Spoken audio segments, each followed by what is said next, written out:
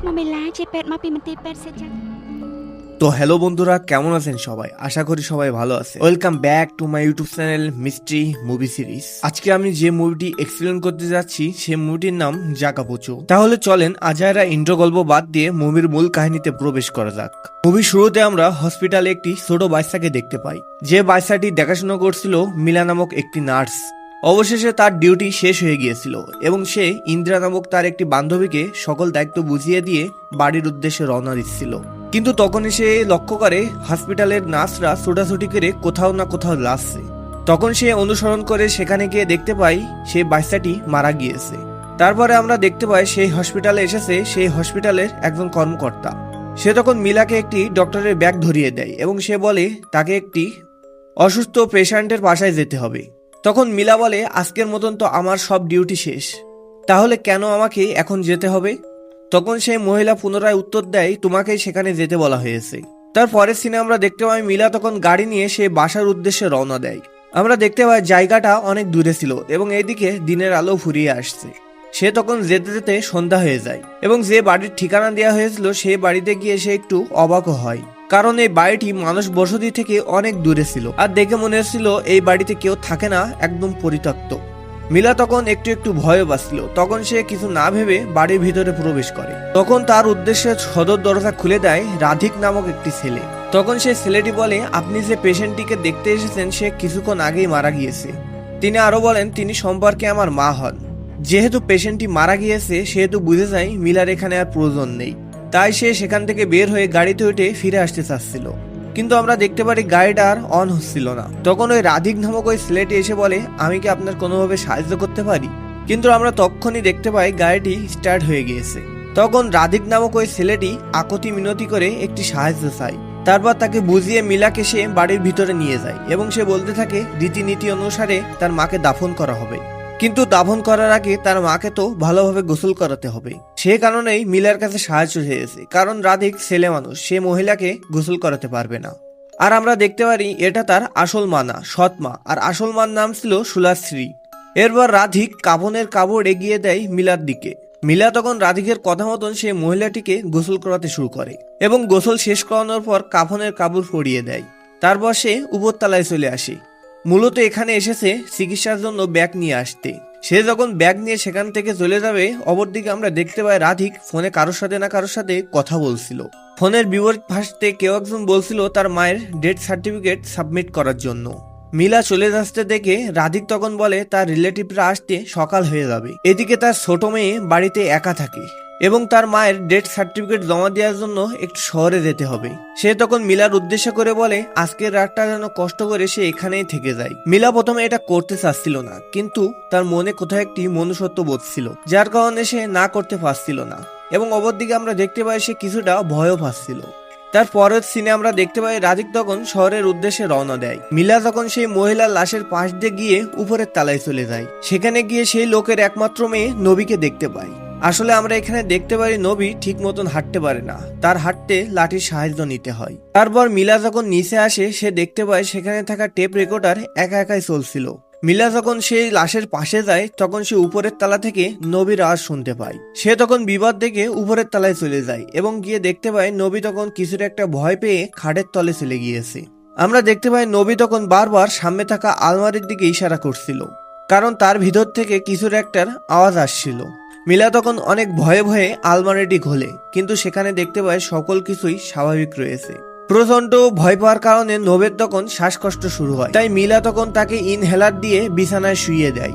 এদিকে আমরা দেখতে পারি মিলার গলাও শুকিয়ে আসছিল, সে কারণে সে পানি খেতে এক জায়গায় যায়। কিন্তু আমরা তখন দেখতে পাই পদ্মার পিছনে একটি লাশের অবয়ব দাঁড়িয়ে আছে, কিন্তু মিলা এটা খেয়াল করে না। পরক্ষণে সে যখন সিঁড়ি দিয়ে উপরে উঠতে যাবে সে পদ্মার আলে আবার দেখতে পায় সেই লাশের অবয়বটি। মিলা তখন অনেক ভয়ে ভয়ে সেই পর্দাটি সরায়, কিন্তু সেখানে কিছুই ছিল না। সে তখন ভাবতে থাকে এটা হয়তো তার মনের ভুল। সেখান থেকে অদ্ভুতভাবে শব্দ আসছিল।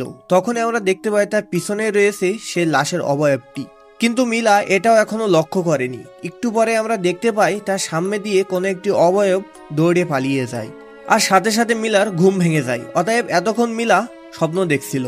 তখন সে পাশে দাঁড়িয়ে দেখে সেখানে নবী নেই, ছোট মেয়েটি কোথায় চলে গিয়েছে। তখন মিলা সিঁড়ির দিকে আসে নবীকে খুঁজতে, মিলা তখন দেখতে পায় নবী এক দৌড় মেরে সিঁড়ি দিয়ে নিচে নেমে যাচ্ছে, কিন্তু আসলে এটা কিভাবে সম্ভব, কারণ নবী লাঠি ছাড়া তো চলাফেরা করতে পারে না। মিলা তখন এই সকল কিছু দেখে অনেক অবাক হয়ে যায়, সেও তখন নিচে নেমে আসে। সে তখন নবীকে খুঁজতে খুঁজতে বাসার বাইরে চলে যায়। এক পর্যায়ে খুঁজতে খুঁজতে নবী সে লাঠিটি তার পার কাছে পায়। সে যখন উপরমুখ তাকায় সে অবাক হয়ে যায়, সে দেখে নবী একা একা বাসার ছাদে দাঁড়িয়ে রয়েছে। দেখে মনে হচ্ছিল নবী সুইসাইড করার জন্য সেখানে উঠেছে। মিলা তখন দৌড়িয়ে গিয়ে সেখান থেকে তাকে নামিয়ে নিয়ে আসে। এর পরের সিনে আমরা দেখতে পাই রাধিক মিলাকে কল করেছে। সে বলে সে বাড়ির কাছাকাছি চলে এসেছে। রাধিক তখন মিলাকে বলে সে চাইলে এখন চলে আসতে পারে। মিলা তখন বলে নবীকে এখানে রেখে চলে আসা একদমই ঠিক হবে না, কারণ সে কিছুক্ষণ আগে ছাদের কিনারায় দাঁড়িয়েছিল, দেখে মনে হচ্ছিল সুইসাইড করতে গিয়েছে। তাই মিলা তখন বলে সে একবারে বাসায় ফিরলেই সে চলে যাবে। তখন আবার রাধিক বলে নবীর একা একা বাসায় থাকার অভ্যাস রয়েছে, কোনো সমস্যা নাই, তুমি চাইলে চলে আসতে পারো। এরপর মিলা যখন নবীর কাছে যায় সে দেখে নবীর গা একদম বরফের মতন ঠান্ডা হয়ে গিয়েছে। তখন সে নবীকে কফি বানিয়ে দেয় যেন নবীর গা একটু হলেও গরম হয়। এরপর মিলা নবীকে জিজ্ঞেস করে তুমি এত উপরে কিভাবে উঠেছিলে, কিন্তু নবী তখন কিছুই বলে না। এরপরে আমরা শুনতে পাই বাইরে থেকে কিছু অদ্ভুত আওয়াজ। মিলা তখন দেখতে চাই আসলে দরজার ওপারে কিসের আওয়াজ হচ্ছে। ঠিক সেই মুহূর্তেই নবী এসে মিলার হাত চেপে ধরে। এর পরের সিনে আমরা দেখতে পাই নবীর শ্বাসকষ্ট শুরু হয়ে গিয়েছে। মিলা তখন দৌড়ে উপর থেকে ইনহালার আনতে যায়। তখনই সেখানে থাকা একটি আয়নাতে দেখতে পাই তার পিছনে রয়েছে কাফনে মোড়ানো একটি অবয়ব লাশ। মিলা তখন ভয়ে ভয়ে পিছনে তাকাতেই সেখানে আর তখন কিছুই দেখতে পায় না। সে যখন আবার আয়নার দিকে তাকাবে তখনই সে দেখতে পায় তার সামনে সেই ভয়ঙ্কর লাশটি চলে এসেছে। সে দেখে তখন সে ভয় পেয়ে ঘর থেকে বের হতে যাবে, তখনই ঘরের দরজা বন্ধ হয়ে যায়। মিলা তখন প্রচন্ড ভয় পেতে থাকে, কিন্তু পরক্ষণে আবার দরজাটি খুলে যায়। সে যখন দৌড়ে নবীর ঘরের দিকে উদ্দেশ্যে রওনা দেয় সে যখন দেখতে পারে সেই মৃত লাশটি সেখানে নেই। এরপর সে নবীর কাছে গিয়ে নবীকে ইনহেলার দেয় এবং তাকে স্বাভাবিক করে তোলে। এরপর বিপদের আভাস পেয়ে সে নবীকে কাঁধে নিয়ে বাইরে চলে আসে এবং গাড়িতে উঠে পড়ে। যখন সে গাড়ি স্টার্ট দেবে তখন আবার সে দেখতে পায় গাড়ির সামনে সেই ভয়ঙ্কর লাশটি, এবং পরক্ষণে সে পাশে তাকাতে নবীকে আর সেখানে দেখতে পায় না। পরক্ষণে আশ্চর্যভাবে সে বাইরে তাকিয়ে নবীকে হাওয়ায় ভাসতে দেখতে পায়। সে তখন দেখতে পায় নবীকে কোনো একটি অশুভ শক্তি তার ঘরের দিকে ভাসিয়ে নিয়ে যাচ্ছে। মিলা তখন নবীর বিপদ বুঝতে পেরে ভয়ে ভয়ে আবার সে বাড়ির ভিতরে প্রবেশ করে। সে তখন ঘরে ঢুকতেই সেখানে একটি চেয়ার দেখতে পায়। সেই চেয়ারটা তখন একা একা নড়ছিল এবং সেখানে সেই লাশটাও ছিল না, কিন্তু পরক্ষণে একটি লাশ উপর থেকে ধপ করে পড়ে। মিলা তখন অনেক ভয় পেয়ে নবীর রুমের দিকে চলে যায় এবং সেখানে গিয়ে সে লক্ষ্য করে নবী একটি অন্ধকার ঘরের কোণে বসে রয়েছে এবং সে মিলার উদ্দেশ্য করে বলতে থাকে আমার জীবন্ত মানুষের শরীর চাই। এটা বলে সে দেয়াল পেয়ে অদ্ভুতভাবে উপরে উঠে যাচ্ছিল। পরক্ষণে আমরা দেখতে পাই নবী তখন উড়ে এসে মিলার উপরে আক্রমণ করে। মিলা তখন কোনোভাবে তার নিজেকে বাঁচিয়ে নেয়, কিন্তু সেই শক্তিটি কোনোভাবে মিলাকে আক্রমণ করতে চাচ্ছিল। মিলা তখন কোনোভাবে সেই দরজাটি বন্ধ করে ফেলে এবং রুম থেকে বাইরে বের হয়ে যায়। এই মানে আমরা স্পষ্ট বুঝতে পারি নবী আসলে কোনো মানুষ ছিল না, কিন্তু মিলা তখনও বুঝতে পারিনি। মিলা তখন আবারও ভয়ে ভয়ে সে দরজাটি খোলে, কিন্তু ঘরের ভিতরে সে নবীকে আর দেখতে পাচ্ছিল না। তখনই সে লক্ষ্য করে আলমারির ভিতর থেকে নখ দিয়ে আঁচড়ানো একটি শব্দ ভেসে আসছিল। মিলা তখন ভয়ে ভয়ে সামনে এগিয়ে যায় এবং সে লক্ষ্য করে নিচে একটি কাফনের কাপড়ের মতন পড়ে রয়েছে, যেটা বের হয়ে এসেছিল সেই আলমারির ভিতর থেকে। মিলা তখন সেই কাপড়টি টানতে শুরু করে, কিন্তু আলমারির ভিতর থেকে কেউ যেন এই কাপড়টি টেনে ধরে রয়েছে।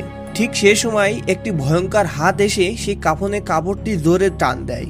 এরপর মিলাকে নিয়ে চলে যায় সেই আলমারির ভিতরে। তারপর মিলা তার হাতের লাইট জ্বালিয়ে দেখতে পাই ভয়ঙ্কর একটি লাশকে তার দিকে এক নজরে তাকিয়ে রয়েছে। মিলা তখন ভয় পেয়ে চিৎকার করে ওঠে এবং দৌড়ে সেখান থেকে পালিয়ে আসতে যায়। তাড়াহুড়ো করার কারণে সে সিঁড়ি থেকে পড়ে পা পিছলে নিচে পড়ে যায় এবং ঘরটি ছিল সম্পূর্ণ অন্ধকারে ঢাকা। সে যখন টর্চ লাইট নিয়ে সামনে মারে সে দেয়ালের মধ্যে একটি লাশকে দেখতে পায়। মিলা তখন এই বাড়ি ছেড়ে বের হতে চাচ্ছিল, কিন্তু বাড়ির সদর দরজা একদমই বন্ধ হয়ে গিয়েছিল। সে তখন অসহায়ের মতন সেখানে অনেকক্ষণ বসে থাকে। পরক্ষণে সে মনের ভিতরে একটি সাহস জমিয়ে সামনে থাকা একটি রুমের দিকে এগিয়ে যায় এবং সেখানে থাকা একটি সিন্দুক খুঁজে পায় এবং সিন্দুকটি খুললেই মুভির আসল রহস্য ফাঁস হয়ে যায়। এই সিন্দুকের মধ্যে সে অনেকগুলো ছবি দেখতে পায়। আজব বিষয় হলো সেই সিন্দুকের ছবির মধ্যে তার ছবিও ছিল। সে তখন আরো বেশি ভয় পেয়ে যায় যখন সে দেখতে পায় সেখানে রয়েছে রাধিকেরও ছবি, যে কিনা ছবিতে মৃত ছিল। এটা থেকে মিলা তখন প্রচন্ড ভয় পেয়ে যায়। তখন মিলার বোঝার আর বাকি থাকে না এই বাড়িতে যারা রয়েছে তারা আসলে সবাই মৃত। ঠিক তখনই রাধিকা এবং নবী সেখানে চলে আসে। পরবর্তী সিন শিফট হয় অতীতে। এখানে আমরা দেখতে পাই যে মহিলাটি মারা গিয়েছিল সেই মহিলাটি একটি হারিকেন হাতে নিয়ে উপরের দিকে যেতে থাকে এবং তাদের বেডরুমে শুয়ে আছে তার হাজবেন্ড। তার হাতে মাত্র 3 দিন সময় রয়েছে। আসলে তারা একটি রিচুয়ালের মাধ্যমে তার স্বামীর আত্মা অন্য মানুষের ভিতরে প্রবেশ করাতে চায়।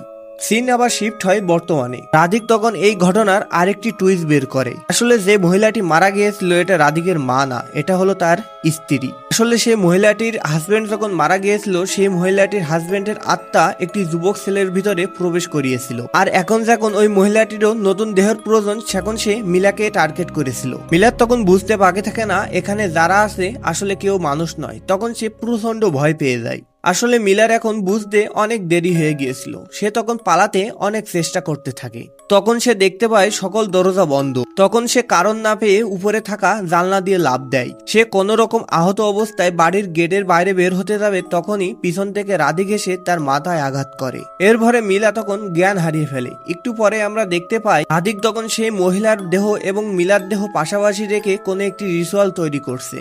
আর এটাকে বলা হয় এক দেহ থেকে অন্য দেহের আত্মা ট্রান্সফার করার রিচুয়াল।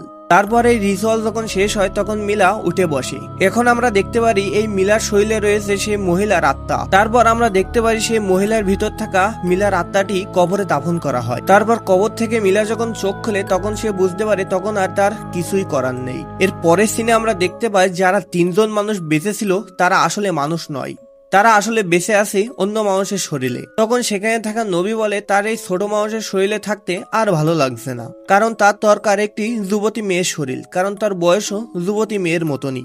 আসলে নবী হচ্ছে তাদের 2 জনের মেয়ে।